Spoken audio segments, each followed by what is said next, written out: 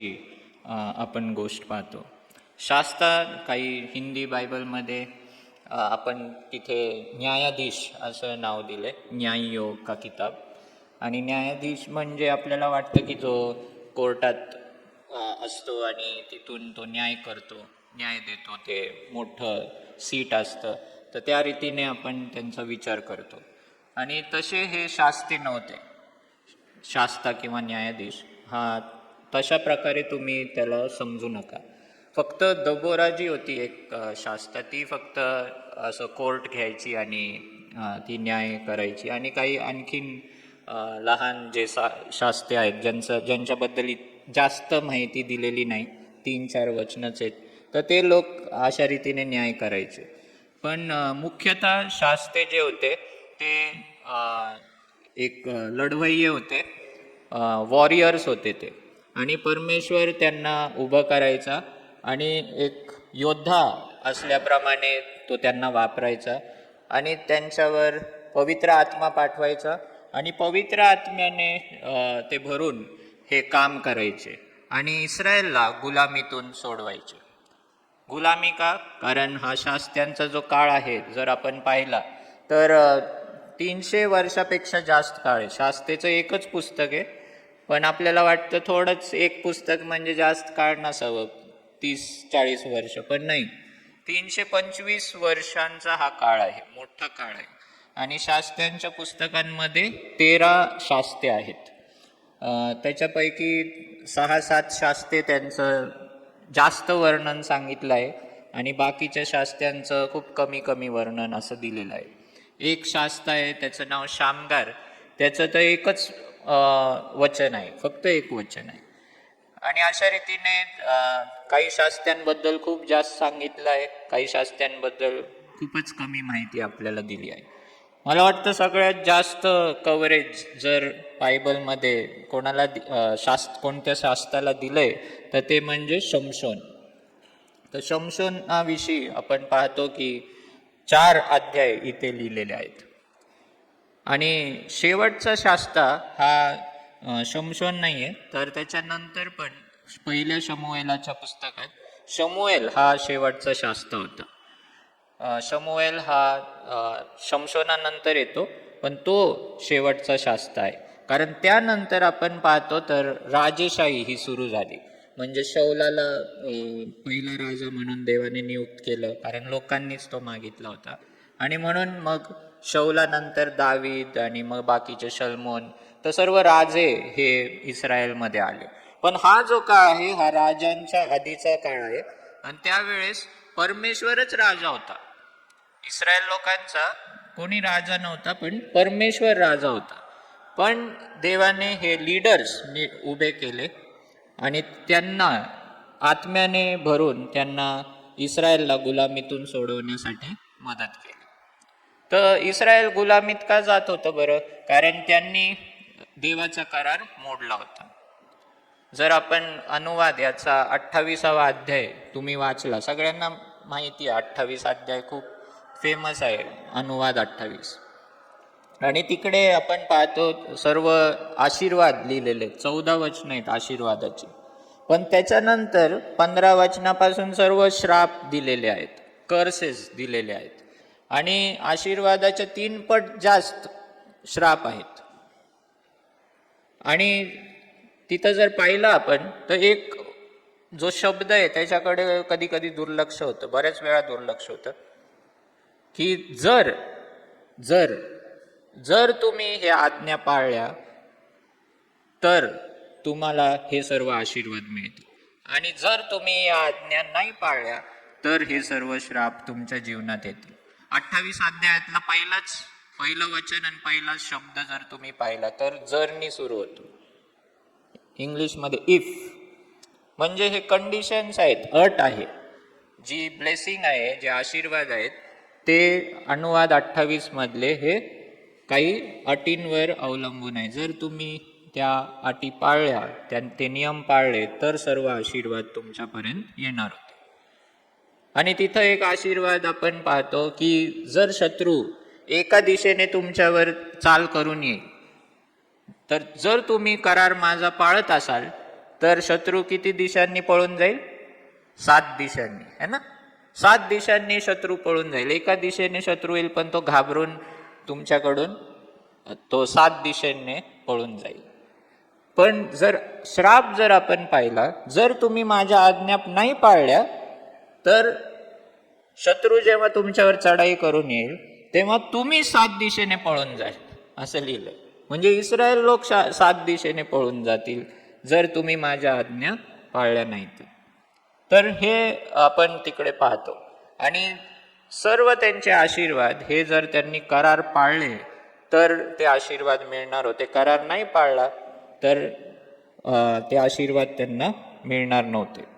जर तुम्ही शास्त्रेमध्ये एक वचन पाहिलं जे वारंवार सारखं रिपीट होतं, ते म्हणजे पुन्हा इस्रायल लोकांनी देवाच्या नजरेत वाईट ते केलं आणि ते बाल मूर्तींच्या मागे जाऊ लागले आणि इतर जे कनान लोकांचे जे देवता होते त्यांच्या मागे ते निघाले आणि त्यामुळे देवाने त्यांना सोडलं. आणि त्यामुळे देवानेच एक शत्रू उभा केला, देवानेच, आणि त्यांना दासत्वात घेऊन गेला, गुलामीत घेऊन गेला. पण त्या गुलामीत असताना आपण पाहतो की इस्रायल लोक रडले, त्यांनी प्रार्थना केली, देवाकडे आरोळी केली आणि त्यामुळे देवाने दया करून एक शास्ता उभा केला. आणि मग देव त्या शास्त्याचा उपयोग करतो त्यांना त्या शत्रूच्या तावडीतून काढण्यासाठी. तर असंच हे पुस्तक आहे. सारखं सारखं ते चक्र आपल्याला दिसतं की ते वाईट करायचे, ते देवाला सोडायचे, मग परमेश्वर त्यांच्यासाठी एक शत्रू निर्माण करायचा, तो शत्रू त्यांच्यावर चाल करायचा, त्यांना गुलाम करायचा इस्रायल लोकांना. मग त्या गुलामीत असताना ते आरोळी मारायचे, प्रार्थना करायचे, रडायचे आणि परमेश्वर दया करून त्यांच्यासाठी एक शास्ता उभा करायचा. आणि मग परमेश्वर त्या शास्त्याद्वारे लढाई करून त्यांना विजय मिळवायचा, विजय द्यायचा आणि मग त्यांना शांती द्यायचा. त्या शांतीच्या काळात आल्यावर परत ते पाप करायचे, परत त्या देवतांकडे जायचे आणि परत ते चक्र असं सुरू राहतं. तर असंच हे चक्र आता शमशोनापर्यंत आलंय. आणि शमशोन देखील जेव्हा देव त्याला उभं करत होता त्यावेळेस पण इस्रायल लोकांनी पाप केलं होतं आणि पलिष्ट्यांच्या गुलामीमध्ये ते आले होते. पलिष्टी लोक जे होते त्यांच्या गुलामीखाली इस्रायल लोक आले होते. आता शमशोन जर तुम्ही 13व्या अध्यायात पाहिलं तर त्याचे आईवडिलांबद्दल त्याचा जन्म ते दिलेला आहे आणि त्याच्या वडिलांचं नाव मानोहा असं सांगितलं आहे. आणि त्याची पत्नी जी होती मनोहाची, तिचं नाव दिलेलं नाही, पण तिथं लिहिलंय, तिचं वर्णन केलंय की ती वांझ होती, तिला बाळ होत नव्हतं.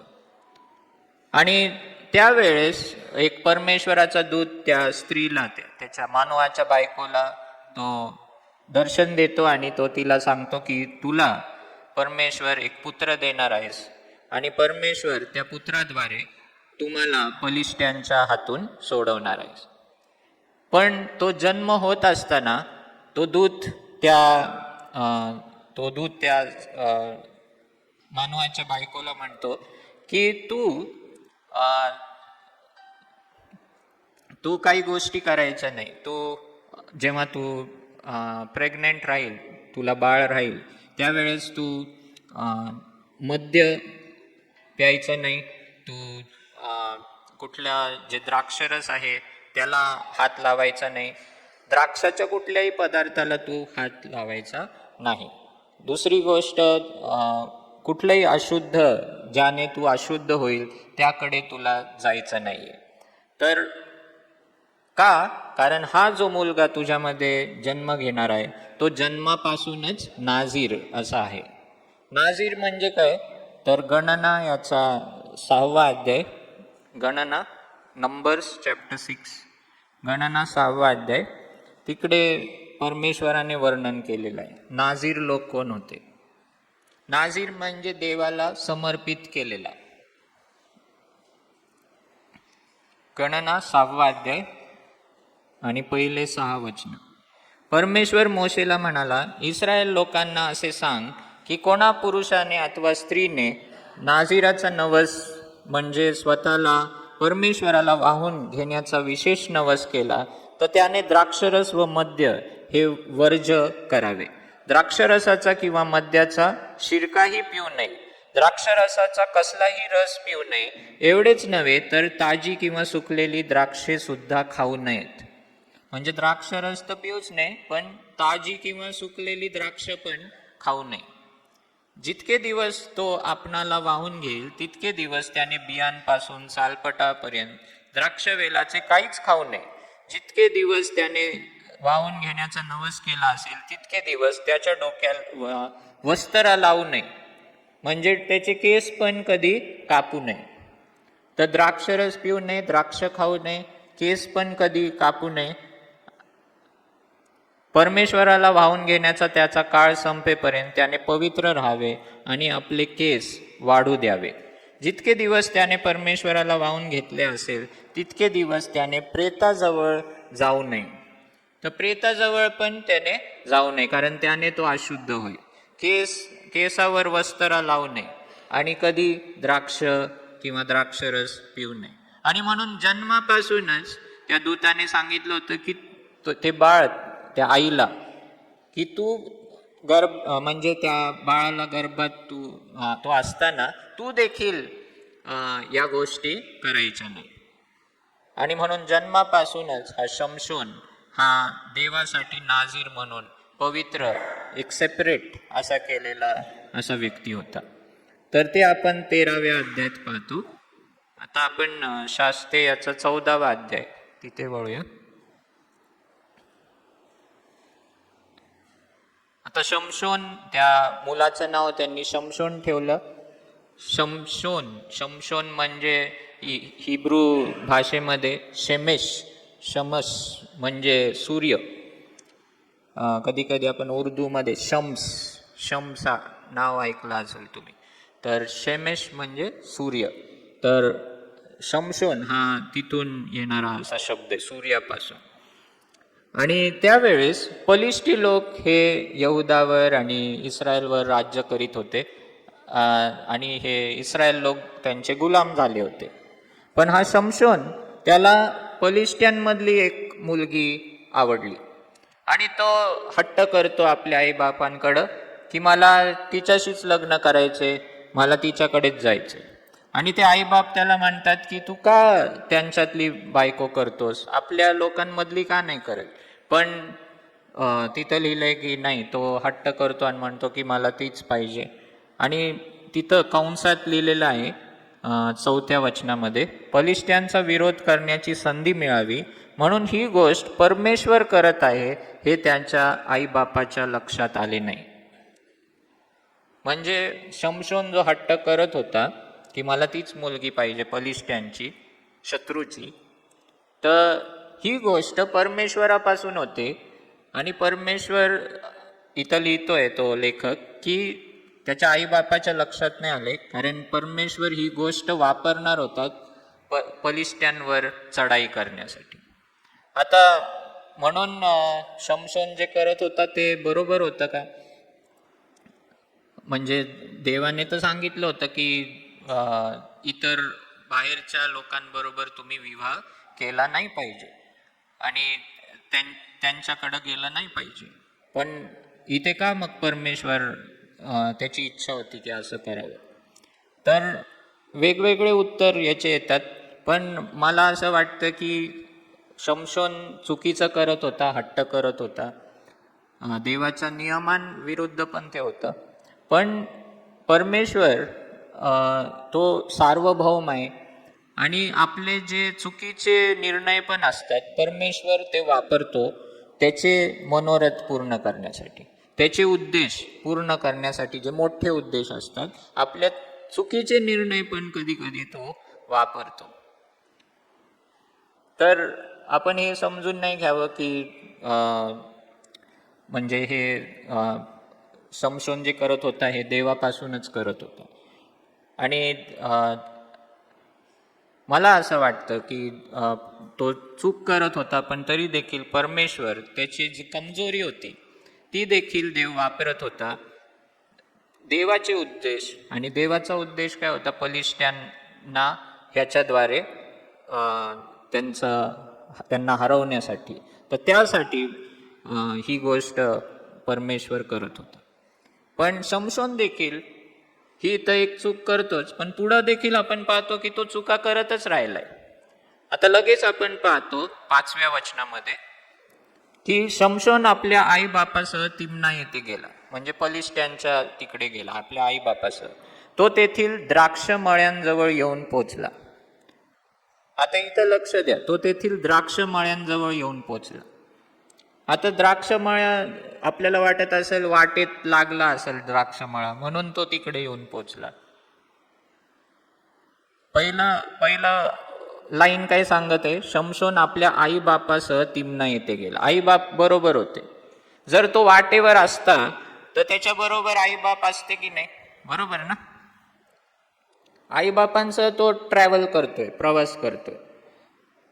तर आई बापा बरोबर असतात, तर मग द्राक्ष मळ्यांजवळ तो एकटा काय करतोय? नंतर कळेल तुम्हाला, तो एकटाच आहे. नाझीराने काय केलं पाहिजे? द्राक्ष खाल्ले पाहिजे का? नाही खाल्ले पाहिजे. पण हा द्राक्ष मळ्याजवळ काय करतोय? एकटा. म्हणजे मला तरी वाटतं तो द्राक्ष खात असावा. नाही तर त्याला काय गरज होती एकटं जायची वाट सोडून? आणि तो तिकडे असताना तिथं काय होत झालेलं आहे? तिथे आल्यावर तेव्हा एक तरुण सिंह गर्जना करत त्याच्या अंगावर आला. म्हणजे तरुण सिंह म्हणजे खूपच तो शक्तिशाली आहे. आणि 6वं वचन, तेव्हा परमेश्वराचा आत्मा सामर्थ्याने शमशोनावर आला. हे पण वाक्य पूर्ण शास्त्राच्या पुस्तकांमध्ये खूप जास्त वेळ आहे. परमेश्वराचा आत्मा अथनिएलवर आला, परमेश्वराचा आत्मा सामर्थ्याने गिदोनावर आला, परमेश्वराचा आत्मा इप्तावर आला. वेगवेगळ्या शास्त्रांवर परमेश्वराचा आत्मा आला आणि त्यामुळं हे असाधारण काम ते करू शकत होते. बऱ्याच वेळेला आपल्याला वाटतं की शमशोन खूप असा मोठा बळकट असा वीर होता, पण तो जे काम करू शकत होता ते परमेश्वराच्या आत्म्यामुळे होतं. आणि इथे देखील आपण पाहतो की जेव्हा तो सिंह त्याच्या समोर आला तेव्हा परमेश्वराचा आत्मा सामर्थ्याने त्याच्यावर आला आणि हातात काही हत्यार नव्हते तरी त्याने करडू फाडावे तसे त्या सिंहाला फाडून टाकले. तथापि आपण काय केले ते त्याने आपल्या आई बापांना सांगितले नाही. हे बघा इथं लिहिलंय, तथापि त्याने काय केले ते आपल्या आई बापांना सांगितले नाही. म्हणजे तो थोडा लांबच होता, बराच लांब असेल आई बापांपासून.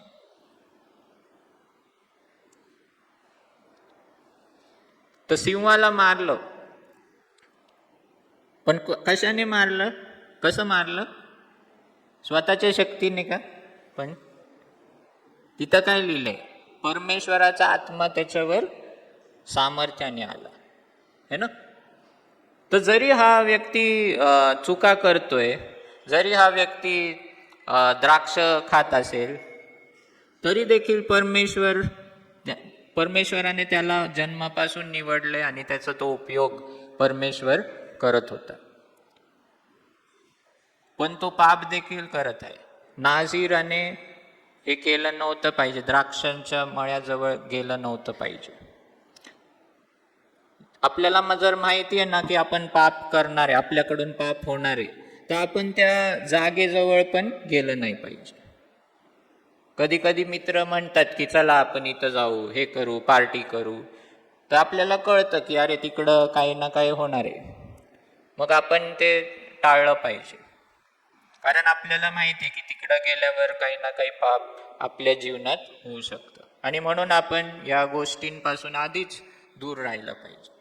तर हा द्राक्ष मळ्याजवळ जातोय आणि ते करतोय, पण आता सिंह आलाय, सिंहाला त्याने मारलं, आपल्या आई बापांना नाही सांगितलं. आपल्याला वाटतं की हा तो नम्र आहे, तो स्वतःच काही एवढं मोठेपण नाही करत, मी सिंहाला मारलं असं सगळ्यांना कोणालाच सांगत नाही असं आपल्याला वाटतं. आणि कधी कधी आपण नाही सांगत, आपण काही गोष्टी केल्या चांगल्या, काहीतरी मोठं काम केलं आपण सांगत नाही, पण आपल्या डोक्यात राहतं ते. की मी हे केलंय. आणि पुढं आपण पाहू की सिंह काय त्याच्या डोक्यातून निघत नाही की मी सिंहाला मारलं, मी सिंहाला मारलं. तो कोणाला सांगत नाही, आई बापांना पण सांगत नाहीये, पण त्याच्या डोक्यात ते गेलेलं आहे, ती हवा गेली आहे की मी सिंहाला मारू शकतो. त्यानंतर पुढं आपण पाहतो 7व्या वचनामध्ये, मग त्याने जाऊन त्या मुलीशी बोलणे केले, ती शमशोनाला फार आवडली. मग काही दिवसांनी तिच्याशी लग्न करण्यासाठी तो परत जात असताना, हे बघा इथे पण परत आपल्याला दिसतं, काही दिवसांनी तिच्याशी लग्न करण्यासाठी तो परत जात असताना आडवाटेने, हिंदीमध्ये जर तुम्ही वाचलं ना तिथं लिहिलंय मार्ग छोडकर वो गया.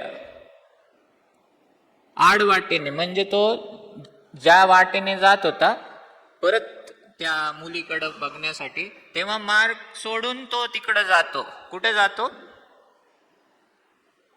कुठे जातो? आडवाटेने सिंहाचे कलेवर पाहायला गेला. मी म्हटलं ना सिंह त्याच्या डोक्यात गेले, तर सिंहाचं काय झालं? मी मारलं होतं सिंहाला, तर त्याचं सापळा नाही का असेल हाडांचा, तो बघायला गेला. आणि ते देखील मार्ग सोडून, म्हणजे परत तो द्राक्ष मळ्याकडे जाते. आणि मग तिकडे गेल्यावर ते सिंहाचं पाहतो तर ते सर्व सापळा असतो, मांस सगळं खाऊन टाकलेलं आहे. आणि त्या सापळ्यामध्ये काय पाहतो तर मधमाशांचं ते पोळं, मधमाशांचं पोळं तिथे होतं. आणि ते मध पाहून त्याला आवरलं नाही गेला आणि मध घेतला आणि खाल्ला. आणि मध काही घेऊन आपल्या आई वडिलांना पण देऊन टाकला. आता सिंह मेलेला आहे बरोबर, ते मृत्यू पावलेल्या लोकांना त्याने स्पर्श केला पाहिजे का? नाही, पण मध आहे ना त्याच्यामध्ये, मग आवरलं नाही गेलं है ना. आणि नाझीर आहे ते विसरून गेला, नाझीर आहे ते विसरून गेला. आपण पण देवासाठी समर्पण आपण करतो, लहानपणीच आपलं समर्पण होतं है ना. पण काय होतं, काही काही छोटे छोटे मध आपल्याला दिसतात जीवनात, आणि त्यामुळे आपण स्वतःला काय करतो, भ्रष्ट करतो. आपण विसरून जातो की आपण नाझीर आहोत, आपण समर्पित केलेले आहोत. तर त्याने द्राक्ष खाल्ले असतील, आता तर त्याने मृत शरीराला पण स्पर्श केलेला आहे आणि स्वतःला अशुद्ध केले. आणि आणखीन एक गोष्ट काय पाहतो की एक गर्वासारखं आलंय त्याच्यामध्ये की मी सिंहाला मारू शकतो, कारण सिंह त्याच्या डोक्यातून जात नाही. त्याला मारलं, ते बघण्यासाठी गेला परत. आणि आपल्या पण मनामध्ये आपण काही चांगल्या गोष्टी केल्या असेल, कदाचित आपण कोणाला नाही सांगितलेच, पण आपल्या मनामध्ये ते आपण खेळवत राहतो की मी हे केलं, मी हे केलं, मी ते केलं. आणि ते त्याच्या डोक्यात चालू होतं म्हणून ते दुसरं पाप घडलं. मग 9व्या वचनात लिहिलं, त्यातला काही मध हातात घेऊन तो वाटेने खात खात गेला. आपल्या आईबापांकडे येऊन त्यांना काही मध त्याने दिला आणि त्यांनी तो खाल्ला. तथापि सिंहाच्या कलेवरातून त्याने तो मध आणला होता हे त्याने त्यांना काही सांगितले नाही. आत्ता पण नाही सांगितलं त्याने. म्हणजे तो मुद्दाम आडवाटेने दूर जात होता आणि काहीतरी करत होता. मग त्याचा बाप त्या मुलीला पाहायला तिच्या घरी गेला. तेथे शमशोनाने मेजवानी दिली. त्या काळच्या तरुणांमध्ये तशी प्रथा होती. तेथल्या लोकांनी त्याला पाहून त्याच्या दिमतीस 30 लोक आणले, म्हणजे तिकडचे 30 लोक पलिष्ट्यांचे, ते त्याच्याबरोबर त्यांनी ठेवले. शमशोन त्यांना म्हणाला, मी तुम्हाला एक कोडे घालतो. आता परत तो स्वतःची हुशारी त्यांच्यावर दाखवायला पाहतो की मी किती महान असं. आणि तो काय म्हणतो, मी कोडं घालतो तुम्हाला, ते कोड्याचं उत्तर तुम्ही दिलं पाहिजे. आता परत ते कोडं कशाविषयी आहे बरं? सिंहाविषयीच आहे. परत ते सिंह काय त्याच्या डोक्यातून जात नाहीये. कोडं पण सिंहाविषयी. मेजवानीच्या 7 दिवसात ते उलगडून त्याचा अर्थ तुम्ही सांगाल तर मी तुम्हाला 30 तागे व 30 पोशाख देईन. मग तुम्हाला ते उलगडता आले नाही तर तुम्ही मला 30 तागे व 30 पोशाख द्यावे. त्यांनी त्याला म्हटले, सांग तुझे कोडे, आम्हाला ऐकू तर दे. मग तो त्यांना म्हणाला, भक्षकातून भक्ष्य व उग्रातून मधुर. ते काय? भक्षक माहिती आहे ना, खाणारा है ना. भक्षकातून भक्ष्य आणि उग्रातून मधुर. ते काय? 3 दिवसापर्यंत त्यांना त्या कोड्याचा अर्थ उलगडला नाही. 4थ्या दिवशी ते शमशोनाच्या बायकोला म्हणाले, तू आपल्या नवऱ्याला फूस घालून त्याला त्या कोड्याचा अर्थ सांगायला लाव, नाहीतर आम्ही तुला व तुझ्या बापाच्या घराला जाळून टाकू. तुम्ही आम्हाला लुबाडायला येथे बोलावले आहे काय? असेच ना. म्हणजे त्या 30 तरुणांना खूप हे नुकसानाचं वाटलं की आम्ही, आणि अपमानाचं, की आम्हाला कोडं नाही सांगता आलं तर या शमशोनाला, दुसऱ्या जातीच्या व्यक्तीला आम्हाला 30 ताग कपडे द्यावे लागतील आणि आमचा अपमान होईल. म्हणून त्या मुलीच्या साईडचे होते ना ते, तर त्यांनी धमकी दिली की जर तू ते उत्तर नाही आणलं तर मग आम्ही तुला व तुझ्या बापाच्या घराला जाळून टाकू.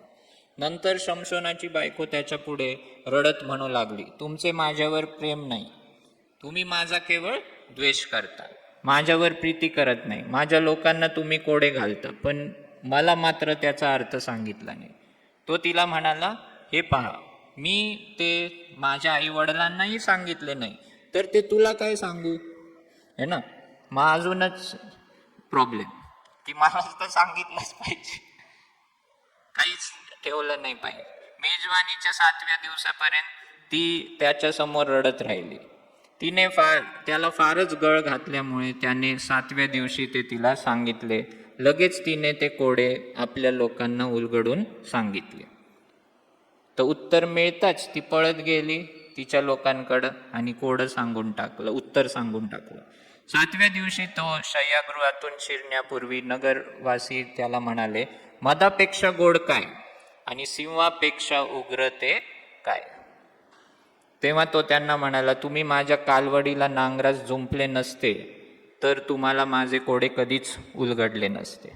मग त्याला कळालं की बायकोमुळं हे झालेलं आहे. मग परमेश्वराचा आत्मा, हे बघा इथे देखील, मग परमेश्वराचा आत्मा सामर्थ्याने त्याच्यावर आला आणि तो अश्कलोनला गेला. तेथली 30 माणसे ठार करून त्याने त्यांना लुटले आणि ज्यांनी कोडे उलगडले होते त्यांना पोशाख दिले. तर त्यांच्याच लोकांमध्ये गेला, पलिष्ट्यांच्या, आणि 30 लोकांना मारलं, त्यांचे कपडे लुटले आणि या 30 लोकांना देऊन टाकले त्यांनी. आणि मग शेवटी संतप्त होऊन तो बापाच्या घरी निघून गेला. इकडे शमशोनाच्या सोबत्याला त्याची बायको देण्यात आली. मग 15व्या अध्यायात आपण पाहतो की काही दिवसांनी परत शमशोन त्या बायकोकडं गेला. बायकोकडं गेला तर ऑलरेडी त्याची बायको तिच्या वडिलांनी दुसऱ्या माणसाला देऊन टाकली होती.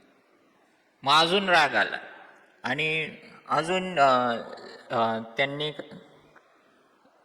कोल्हे पकडले 300, त्यांच्या शेपट्या बांधल्या, त्याला मशाली लावल्या आणि त्यांच्या शेतांमध्ये सोडून टाकले. शेत पिकले होते आणि ते शेतांना सगळे आग लावून टाकले. आता एवढं जे शेताचं जे पीक ते पूर्ण नाश झालं, त्यामुळं ते लोक खूप चिडले आणि त्यांना कळालं की शमशोनाने हे केलंय. म्हणून त्यांनी परत जाऊन त्या मुलीला पण जाळून मारलं, बापाला पण, त्यांचं घर पण जाळलं. आणि हे कळाल्यावर परत शमशोन, त्याला राग येतो आणि परत तो त्यांच्यावर उलटतो आणि अशा रीतीने ही चेन जी आहे ती सुरू राहते. म्हणजे परमेश्वर तो त्याचे जे काही गोष्टी होत्या, जरी तो कमजोर होता काही गोष्टींमध्ये, पण परमेश्वर ते वापरत होता त्याला पलिष्ट्यांवर विजय मिळवण्यासाठी आणि पलिष्ट्यांना तो मारत होता. नंतर आपण पाहतो की जेव्हा त्यांना कळतं आणि शमशोन पळून गेलेला असतो एकटा एका गुहेत तो असतो. त्यावेळेस ते पलिष्टी लोक म्हणतात की आम्हाला तो शमशोन पाहिजे बांधून, आणि जर तुम्ही नाही दिलं तर मग आम्ही तुमच्या लोकांना त्रास देऊ. मग यहुदातील लोक ते त्याच्याकडे जातात आणि त्याला म्हणतात की ते लोक आम्हाला मागतायत, आणि जर आम्ही तुला नाही दिलं त्यांना तर मग आम्हाला ते छळतील. म्हणून शमशोन तयार होतो आणि तिकडं त्यांच्या हवाली तो जातो. पण तिकडे देखील परमेश्वराचा आत्मा त्याच्यावर येतो, आणि असं लिहिलंय की गाढवाचं एक जबडा त्याला सापडतो. तो जबडा घेऊन तो 1000 पलिष्ट्यांना मारतो. किती? 1000. ती अशी एक खिंड असती, आणि त्या खिंडीमध्ये कदाचित एका वेळेस खूप जास्त लोक त्याच्या पुढे नसतील, पण म्हणून तो त्या रीतीने 1000 पलिष्ट्यांचा घात करतो. पण हे झाल्यावर देखील आपण पाहतो की तो व्यवस्थित वागत नाही. 16व्या अध्यायात जर आपण पाहिलं, मग शमशोन गज्जा येथे गेला. गज्जा म्हणजे पलिष्ट्यांचं शहर आहे, आणि तेथे त्याने एक वेश्या पाहिली आणि तो तिच्याकडे गेला. आता शमशोनाचं असं कॅरेक्टर असल्यामुळं आपल्याला वाटतं की आता हा त्या वेश्येकडे पण जात आहे, तिच्याबरोबर पण वेळ घालवते, म्हणजे खूपच असा बॅड कॅरेक्टरचा हा व्यक्ती आहे. पण तसं नाही आहे. वेश्येकडे तो का गेला? तर तिच्याबरोबर वेळ घालवण्यासाठी नाही किंवा काही चुकीचं करण्यासाठी नाही, पण त्या काळात वेश्येच्याकडे काही रूम्स असायचे, आणि ते रूम तिथे राहण्यासाठी तो तिकडे गेला होता. हीच गोष्ट आपण यहोशवा याचा 2रा अध्याय तिकडे देखील पाहतो. यहोशवाने 2 जासूस पाठवले होते यरीहोमध्ये जासूसी करायला. हेर पाठवले होते, हेरगिरी करायला, आणि ते हेर बघून येतात, यरीहोचं शहर पाहतात, तिकडच्या गोष्टी पाहतात, आणि तेव्हाच कळून जातं त्या राजाला की कोणतरी आले यहोशवाकडून. 2 हेर आलेले आहेत आपल्या शहरामध्ये, आणि त्यांना पकडण्यासाठी सैनिक सगळीकडे शोध घेत असतात.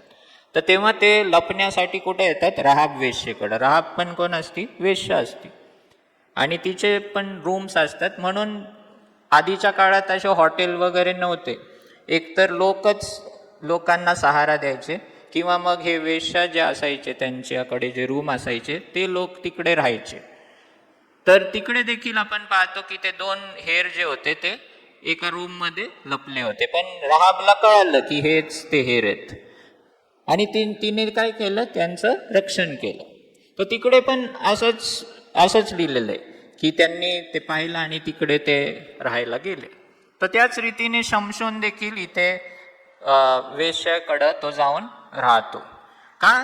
कारण रात्र झाल्यावर, मध्यरात्र झाल्यावर त्याला उठायचं होतं, आणि तिकडचं जे गेट होतं, मुख्य द्वार होतं त्या शहराचं, ते त्याला काढून उकडायचं होतं. आधीच्या काळात शहरांना मुख्य एक अशी वेश असायची, आणि त्या वेशीला मोठं दार असायचं, आणि ते सेफ्टीसाठी, सुरक्षितेसाठी खूप महत्त्वपूर्ण होतं. जर ते नाही ते दार नसेल तर लोक खूप असुरक्षित असं त्यांना वाटायचं लोकांना, आणि म्हणून शमशोनाला हे तोडायचं होतं. तर म्हणून तो थोडा अगोदर गेला तिकडे, आणि लोकांनी पाहिलं की अरे हा आलेला आहे बरं का तिकडे, तर म्हणून त्याला थोडा वेळ लपून राहायचं होतं, म्हणून तो तिकडे गेला, काही वाईट कृत्य करण्यासाठी गेला नाही. NIV जे बायबल आहे, NIV भाषांतर, तर त्याच्यामध्ये ना थोडंसं जास्तच दिलेलं आहे. इथं लिहिलंय की he saw prostitute there and he went to spend the night with her. He went there to spend the night with her. तर हे चुकीचं भाषांतर आहे, म्हणजे थोडंसं जास्तच त्याच्यामध्ये ॲड केलेलं आहे. हिब्रूमध्ये असं लिहिलंय, जसं बाकीच्या ESV किंवा NASV मध्ये लिहिलेलं आहे की he went in to her, he went in to her, एवढंच आहे.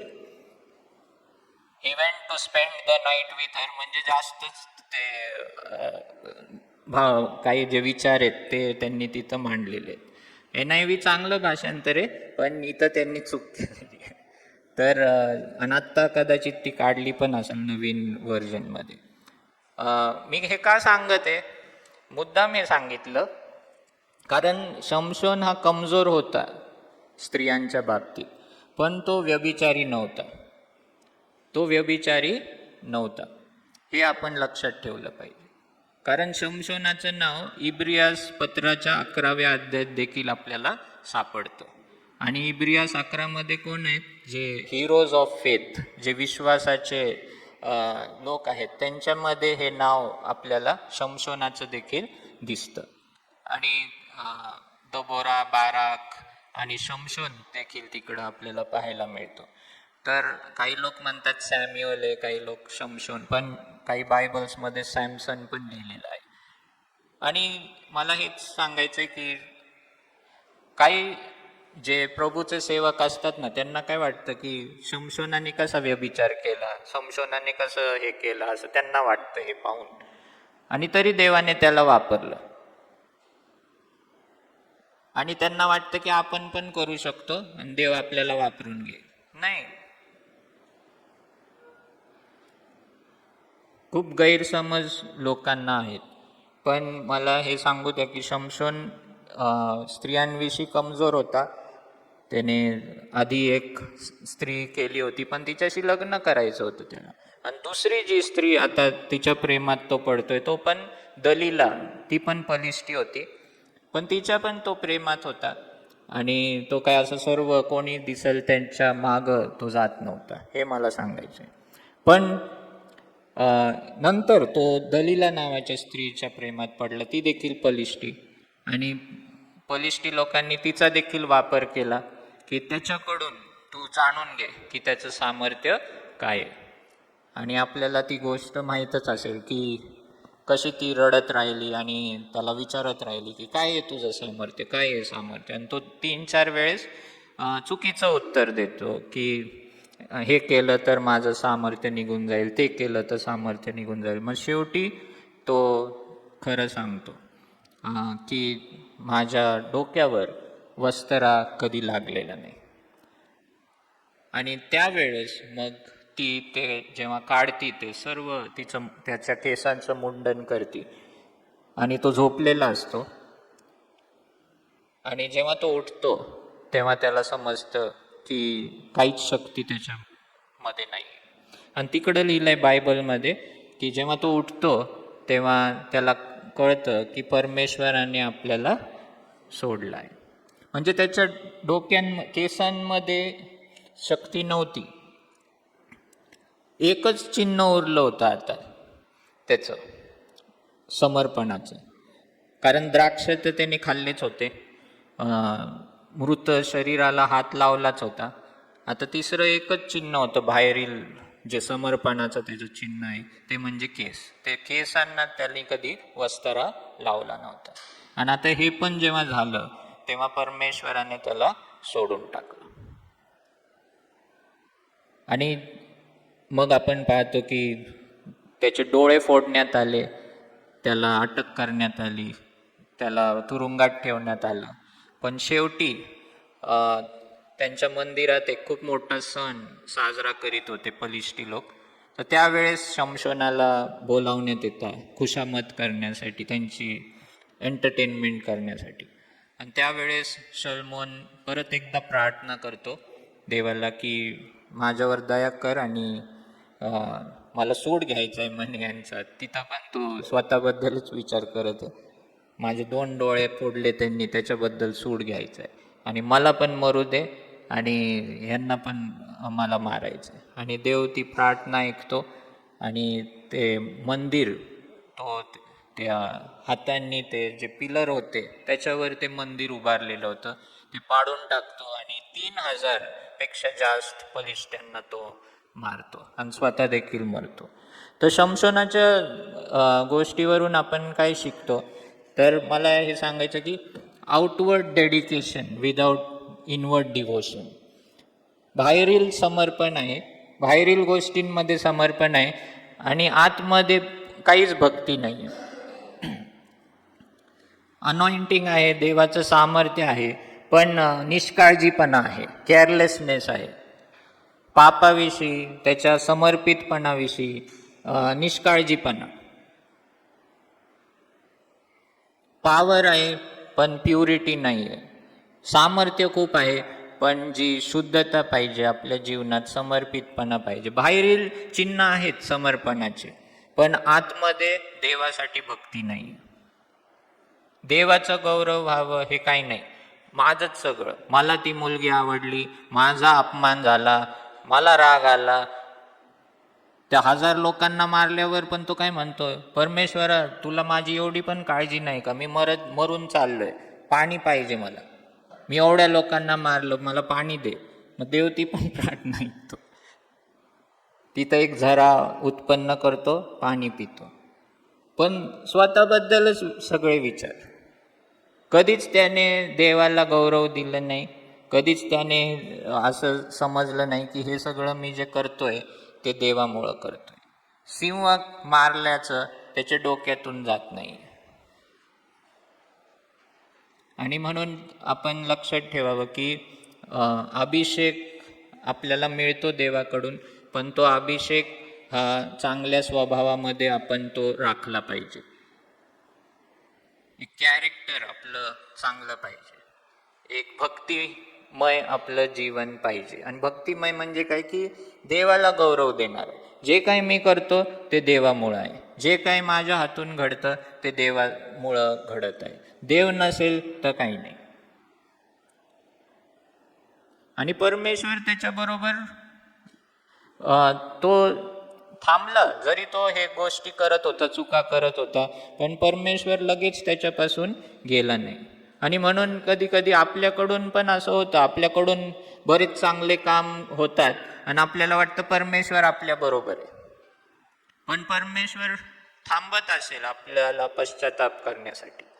पण जेव्हा आपण नाही करत तेव्हा काय होतं, मग एक दिवशी तो सोडून जाईल. आणि म्हणून आपल्याला देव वेळ देत आहे, वेळ देतो की आपण पश्चाताप करावं, आपण चेंज व्हावं, आणि मग परमेश्वर आपला उपयोग तो करत राहील. काही काळासाठी उपयोग होईल पण कायम होणार नाही जर आपण पापात असू तर. आणि आपली भक्ती ही कशी आहे, आपण देवाला क्रेडिट देतो का? आपण जे चांगले काम किंवा सामर्थ्यशाली काम आपल्या हातून होतात, आपल्याला कळतं का की हे देवापासून आहे, देवाच्या आत्म्यामुळे आहे, देवाच्या समक्षतेमुळे आहे, देवाच्या अभिषेकामुळे आहे, आपल्या शक्तीमुळे नाही, आपल्या चांगुलपणामुळे नाही. आणि म्हणून हे लक्षात ठेवूया की बाहेरील समर्पित गोष्टी असतील, बाहेरून केस वाढवतोय, बाहेरून असं दाखवतोय की मी शुद्ध आहे, पण आतमध्ये आपलं हृदय कसं आहे? परमेश्वर डायरेक्ट हृदय पाहतो. एक मी असंच ऐकत होतो ते इयोबाविषयी. तर इयोबाची सुरुवात जर तुम्ही वाचली तर त्याच्यात कसं दिलं इयोबाबद्दल, की खूप श्रीमंत व्यक्ती होता, खूप सारं धन होतं त्याच्याकडं, खूप होतं पैसा, 10 मुलं, हे ते सगळं काही चांगलं होतं. पण त्याच्यानंतर मग तो सात्विक, तो नीतिमान होता, तो देवाचं भय बाळगणारा होता. आणि मग देव स्वतः सैतानाला त्याचं वर्णन करतोय. तेव्हा कसं वर्णन करतो देव सैतानाला त्याचं वर्णन इयोबाचं, की तो खूप श्रीमंत आहे, हे बघ याच्यासारखा कोण श्रीमंत आहे का, याच्यासारखा कोण आशीर्वादित व्यक्ती आहे का, असं नाही म्हणत. आणि तो काय म्हणतो की याच्यासारखा नीतिमान कोण आहे का, देवाचं भय बाळगणारा याच्यासारखं कोण व्यक्ती आहे का.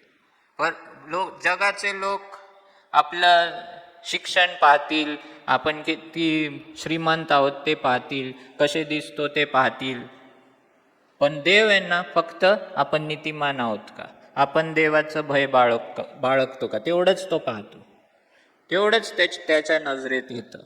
आणि सैतान पण आहे ना तेच पाहतो, सैतान पण तेच पाहतो. सैतानाला काही प्रॉब्लेम नाही आपण किती श्रीमंत आहोत, सैतानाला काहीच प्रॉब्लेम नाही आपण कसे दिसतो, कसं आपलं नाव आहे जगात बाहेरून, त्याच्याशी सैतानाला काहीच प्रॉब्लेम नाही. सैतानाला प्रॉब्लेम कुठे? की आपण नीतिमान आहोत का? मग तो आपल्या मागं लागणार, जसं योगाच्या मागं लागणार. आणि म्हणून आपण पण लक्षात ठेवावं की परमेश्वर जसं हृदय पाहतो है ना, परमेश्वर बाहेरील समर्पण नाही पाहत. शमशोनासारखं बाहेरील केस वाढवलेले, देवाचा आत्मा येतोय, कार्य करतोय. मत्तईमध्ये लिहिलंय ना की आम्ही पण चमत्कार केले देवा, आम्ही पण संदेश दिले, आम्ही पण हे केलं. प्रभू म्हणतो पण तुम्ही माझी आज्ञा नाही पाळली. आणि म्हणून बाहेर आपल्या हातून काय होतं ना, पवित्र आत्म्याची कार्य आपल्याकडून काय होतात ना, ते महत्वाचं नाही. पवित्र आत्मा आपल्या आतमध्ये काय कार्य करतोय, बाहेरील कार्य नाही महत्वाचं. बाहेर चमत्कार होत आहेत, हात ठेवतोय पडतोय व्यक्ती, हात ठेवतोय बरा होतोय, ते जास्त महत्वाचं नाहीये. पवित्र आत्मा माझ्यामध्ये काय कार्य करतोय, मला पापापासून दूर ठेवतोय का, ते होतंय का कार्य? पवित्र आत्म्याची फळं माझ्या आतमध्ये निर्माण होत आहेत का, ते कार्य होतंय का, ते जास्त महत्वाचं आहे. आणि त्याकडे आपण लक्ष दिलं पाहिजे. आणि शमशोनाची गोष्ट ही आपल्याला तेच शिकवत आहे की बाहेरील गोष्टी जे चिन्ह आहेत समर्पणाच्या, त्याच्यापेक्षा आतील भक्ती जास्त महत्वाची आहे. आणि ते आपण परमेश्वर त्याकडेच लक्ष देतो, आपल्या आतील जीवनाकडं. आणि आपण त्यामध्ये काळजी घ्यावी आणि आपण परत एकदा देवाकडे वळावं, खऱ्या अर्थाने त्याचा शोध घ्यावा. आमेन.